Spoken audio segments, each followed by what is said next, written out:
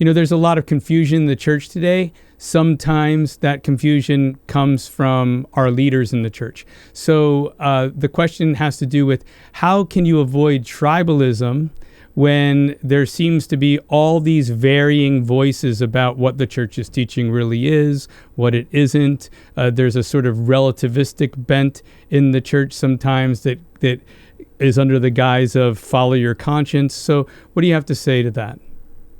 There are a lot of false teachers in the church right now, both in the Catholic Church and in the rest of the Christian church in the United States and around the world. And happily, as Catholics, we have something which nobody else has, and that is the Catechism of the Catholic Church. Every Catholic should have 3 books: a Bible, a Catechism of the Catholic Church, and a Book of the Saints.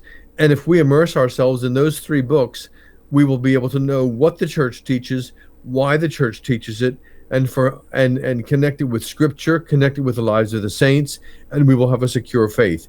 If we listen to all the different voices that are out there, we'll get confused. And a lot of those different voices out there are actually teaching things which are contrary to the Scriptures and contrary to the spirit and the letter of the Catechism of the Catholic Church. So read the Catechism, do your own study of the great writers of the faith, the great apologists of the faith. There's great resources out there now.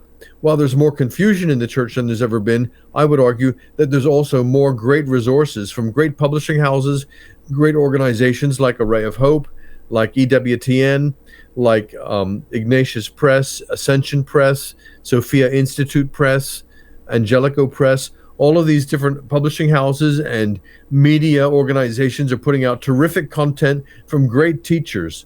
So immerse yourself in that. It doesn't take much to be able to discern what's true and what's false. If you feel that a teacher is teaching a false teaching, compare what they're saying to the Catechism of the Church and to the Scriptures.